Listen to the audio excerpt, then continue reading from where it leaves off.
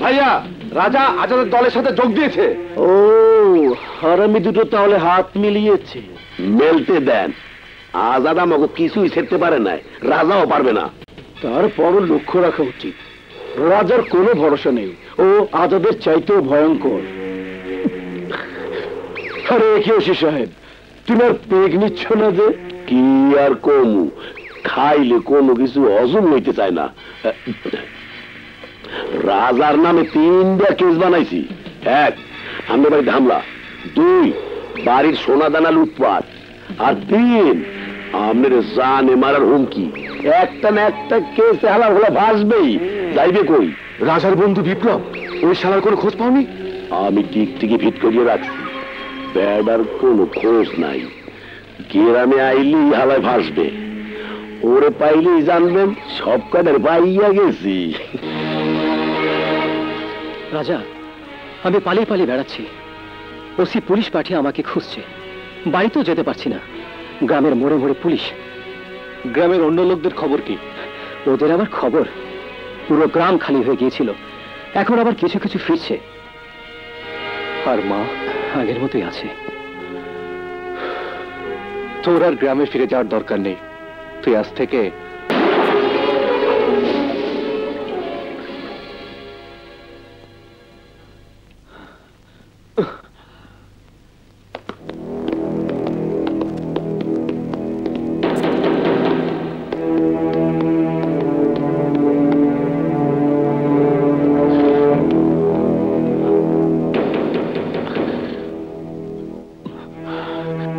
এক ভাই পরপারে চলে গেছে, কুত্তার বাচ্চা।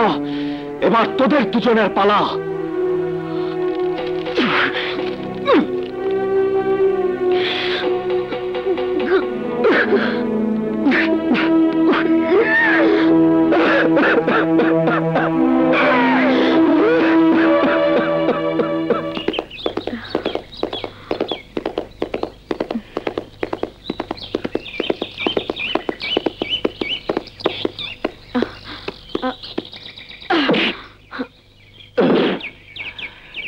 জঙ্গলের রাস্তা এখানেই শেষ, এই পথ দিয়ে সোজা চলে যাও।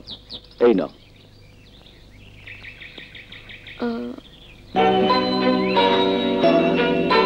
টাকা? কিসের টাকা? তোমার পারিশ্রমিক। মানে? আমার জন্য তোমার পেশার রীতি ঘটেছে। কোনো যাত্রার দলে তুমি কাজ করতে পারবে কিনা আমি জানি না, কিন্তু অন্তত দেশের বাড়িতে যে কিছু একটা করতে পারো, তাই টাকাগুলো তোমাকে দিচ্ছি। যদি আরো প্রয়োজন হয় তাহলে আরো দিবার চেষ্টা করব।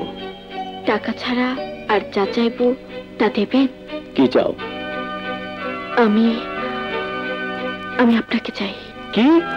আপনার সাথী হয়ে সবসময় আপনার পাশে থাকতে চাই, আপনার স্ত্রী হবার অধিকার চাই। অসম্ভব, আমি ডাকাত, আমার প্রতি পদে পদে তাড়া করে বেড়ায় পুলিশের বুলেট। তুমি কেন আমার স্ত্রী হতে চাইবে? আপনাকে ভালোবেসে ফেলেছি বলে। শাবানা, হয়তো লোকে আমাকে পাগলি বলবে, কিন্তু আপনি আমার স্বর্গ, আপনি আমার নরক। এই সংলাপ বাস্তব জীবনে মানায় না, যাত্রায় মানায়। এটা যাত্রার সংলাপ নয়, এটা আমার জীবনের আকাঙ্ক্ষা, আমার ইচ্ছা। আপনি যদি আমার ভালোবাসা গ্রহণ না করেন তাহলে আমি আত্মহত্যা করব।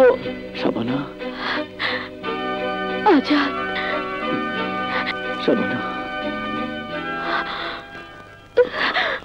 আজাদ। আয় রাজা, আয়।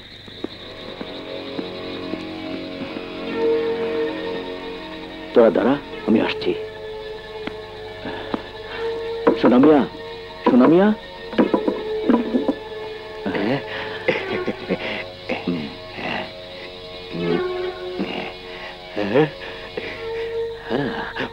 আচ্ছা বিপ্লব, এই সোনা মিয়াটাকে?